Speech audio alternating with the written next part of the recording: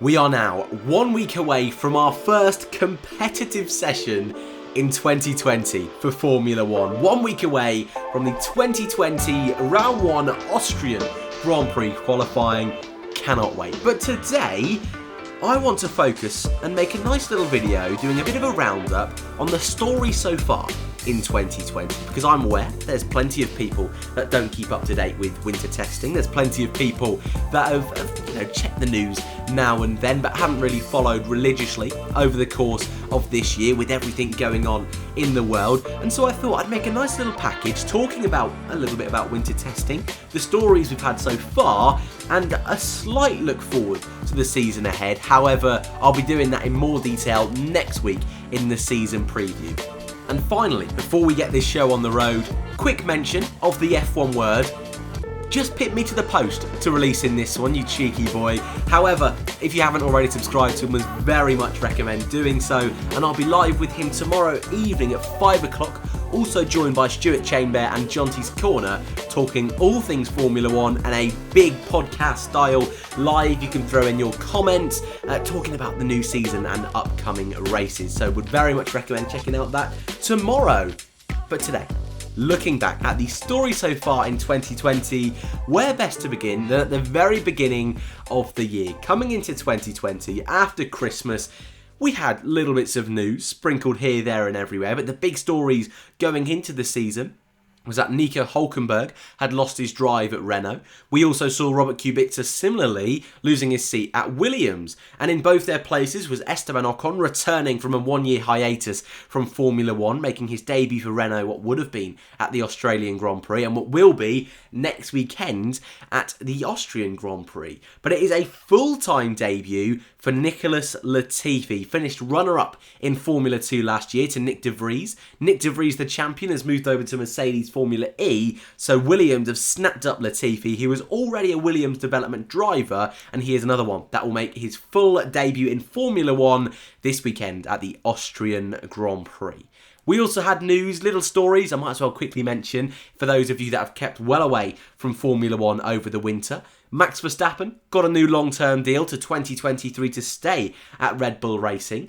We also saw Racing Point announce that they will evolve into Aston Martin Formula 1 team for next season. We also had McLaren announcing that they were going to have one final year with Renault before returning to McLaren Mercedes using Mercedes engines from next year onwards. But the big stories, and when the Formula 1 season seemed like it was finally going to kick into gear, a week before testing, car launch week. And I know yesterday we had the Williams finally reveal their livery they will use for 2020, but the proper car launch week, the week where we don't necessarily see the cars themselves, but we see the brand new lick of paint on the cars this year. And it's always one of my favourite weeks. It's always a little bit silly. There's always a lot of talk about different aerodynamic bits and bobs, but for the most part they do last year's cars with a brand new livery on it. And they started off this year just like last year with Haas F1. What a sexy looking car this one is. I think it's my second favourite out of all of them. Haas, of course, ditching the black and gold from Rich Energy from last year. That fiasco, hopefully the team is well behind them. But a successful launch, an online launch, and we wouldn't see their actual car until it was unveiled at the first day of winter testing a week later. We also saw Mercedes running a classic Silver Arrows design, a little bit of burgundy thrown in there, or cherry red, whatever you want to call it. The new Ineos sponsor, a big talking point on this particular day. A video that did particularly well on my channel was the Mercedes car launch. It may have been one of the first times you came across my channel. However, a lot of debate about a very small bit of red on the car. I think it's just testament to F1 fans just desperate for a return to racing, and at this point we had no idea how long we would actually have to wait, and we just thought we were a month away at this point. Ferrari followed Mercedes, continuing their matte paint finish from the last year. I would rather it be a metallic-y, nice scarlet red, but it does the job. A nice grandioso Ferrari car launch as well was a nice bit of fun to add to the week. Renault did a Renault. they didn't actually launch their livery. They kept it very subdued, very quiet. We saw a couple of still images with a car without a livery, and when we actually got to testing, they also showed up without a livery, a very plain black livery with elements of yellow, which I kind of would have loved them to use throughout the 2020 season, but hey, the Renault yellow livery I'm never going to complain about. And of course, they unveiled Esteban Ocon in his brand new colours, and we saw the first couple of interviews with Ocon and his brand new team. McLaren up next, continuing with that papaya orange, a slight redesign from last year, a little bit more blue on that car, and they were another team that converted to a matte finish on that car rather than a metallic finish. This one is another one I'm not too sure about just yet, and I think when we properly see it on track in anger next weekend, we'll get a better idea of how the car looks, but it's certainly grown on me over the last few weeks and months. We also then saw the brand new team AlphaTauri unveil their brand new colours after converting from Toro Rosso over the previous season. AlphaTauri, if you're not aware, are Red Bull's brand new clothing brand, and hence have decided to rename Toro Rosso into AlphaTauri to help the promotion of their new clothes lines. It was a more extravagant car launch, I will admit, but it's one that certainly won't be forgotten, and the design itself, I think, is very, very lovely indeed. Another one of my favourites in 2020. We then saw the brand new Williams, which now doesn't really matter what the brand new Williams back then looked like, because we won't be running this design in 2020 after all, but it is the design the team used during winter testing, and it was a huge improvement over the 2019 god-awful design. This year, red, a colour that Williams often has said they would never like to use on their car. I actually thought this livery was very nice indeed, but I think the new one's just a little bit nicer. And the next day, we finally had our final car launch, Racing Point. I quite like it. Keeping the pink, keeping BWT, but I think overall, though we're yet to see the real story come out from this team, the design itself of the livery I quite liked, and I actually think it's one of the better pink ones we've had. We then headed to testing. Day one of winter testing, we saw the brand new Haas unveiled. We saw the brand new Alfa Romeo also unveiled. But the big stories coming out of the first couple of days of testing, first of all, was Racing Point, renamed to Tracing Point after their car looked so similar to the 2019 Mercedes, leaving a lot of people in the Formula One community, fans, YouTubers, commentators, other teams alike, all questioning the legality of the brand new Racing Point. But according to the team, everything they did was traced but wasn't taken. There was no illegal movement of information, which under the rules is fine. Whether you think that's fair on a moral standpoint is a different question, but legally, they were within the rules. And it's a huge talking point still, whether they're going to be able to take the fight to the top three teams, even whether they're going to be at the top of that midfield. It's a story that I'm really looking forward to seeing in 2020. We also saw, what was that? The Mercedes steering wheel moving forwards and backwards. The brand new DAS system implemented into the Mercedes was another huge talking point throughout winter testing. And though for someone like myself that isn't a big engineering guru, my goodness, what a stir this created in the Formula One world. And it's something that once again, we're still unsure what kind of an impact it's going to have over the course of this season. I don't want to spend too much time on testing, but this was the graphic I used at the end of the week, giving you an idea of where the cars were relative to one another.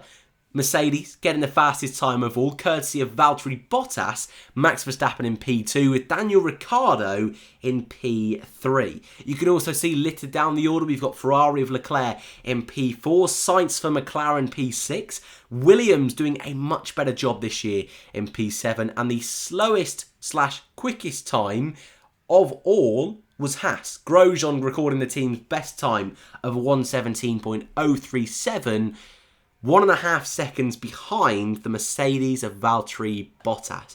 You can also see Haas completing the least laps of anyone, 649 compared to the most, back to Mercedes on 903, leaving a lot of questions about whether Haas would be able to refight in that midfield like they did a couple of years ago, or whether they're going to slip to the back of the pack and perhaps even behind Williams. Again, a bit more of an analysis on testing will come out next week in our full season preview. After testing, we all waited for Australia. We all thought we were going to go racing for the first race of the season in Melbourne, our traditional starting race for the season. But with a couple of weeks to go, first we had the news that the Ferrari and the FIA had come to an agreement regarding Ferrari's power unit from last season. Lots of questions about the legality of that. And the result was very, very secretive, leading to all of the remaining 9 teams complaining to the FIA in a solidarity-based letter to the FIA. And still, that is another story that has been unresolved thanks to all of the craziness going on in the world. And only a few days later, we then had the news heading into the weekend for the first race of the season that McLaren were withdrawing from the 2020 Austrian Grand Prix thanks to one of their team members testing positive for the current virus. Ultimately, with those teams wanting to race, we didn't. Formula One pulled the plug, the Australian Grand Prix pulled the plug, and the rest of the calendar crumbled. We held our fingers crossed for a race behind closed doors in Bahrain. Cancelled. Vietnam, that was supposed to host its first ever race, street circuit, brand new track, also cancelled. Formula One then hit the reset button. The 2021 regulations that were supposed to come into play in 2021 next season also postponed until 2022, and the calendar completely restarted. A big fat refresh on the calendar, and we just took a breather. Formula One, just like the rest of the world, went into lockdown. We had no idea whether we'd go racing at all in 2020. No idea if we did go racing, what venues we'd be going to, how many races we would be doing at each venue, and everything seemed very uncertain. And then just when you thought Formula One was going to be boring, there was going to be no news, it was going to be very quiet for Formula One, Sebastian Vettel announces he will leave Ferrari at the end of the season. My goodness me. Formula One just loves to throw curveballs at the craziest of times, and this announcement that Vettel would leave at the end of the season threw the transfer market into a frenzy, with Carlos Sainz being announced as his replacement only 2 days later. The Spaniard, of course, has only completed 1 full season at McLaren, and in his place at McLaren will be Daniel Ricciardo. But to make things even more complex is that all of these changes will take place next year before we've even got racing this year. So both Vettel and Sainz and Daniel Ricciardo, despite swapping teams or potentially retiring next year, will all drive for their respective teams this year, knowing they will be moving on for next year. My goodness, do we love Formula One. And once that news was out of the way, only a week later, we then got the news that we would have 8 Formula One Grand Prix in Europe starting in July. That would include 2 races in Austria, 2 races in Silverstone, sprinkling a Hungarian Grand Prix between those 4 Grand Prix, also throw in a Spanish Grand Prix, a Belgian Grand Prix and an Italian Grand Prix, with fingers crossed we will go racing at even more events as the year goes on. Further race cancellations in Japan, Singapore, Azerbaijan weren't a big surprise. And last week, we had the announcement that Rocket would be leaving Williams, and only yesterday, we had the launch of the brand new Williams livery. And that was your speedy run through of the story so far in 2020. If you want a more in-depth version, go over to the F1 Word. I've tried to keep mine as basic as possible to help out those fans that really haven't kept up to date with Formula One, that don't want to know all the nitty-gritty details. But if you want more of an analysis on testing, I've got my own video on that. If you want analysis on Dash, Chainbear and the F1 Word, I've done some great stuff on that. The F1 community, don't worry, has been very, very active here on YouTube over the winter. But that is my piece. If you have enjoyed, feel free to subscribe if you want to keep up to date with all of Formula 1 2020. Subscribe button is down below. Slap a like if you enjoyed, dislike if you didn't. I hope you're all well, thank you for watching, and I hope to see you in the next one.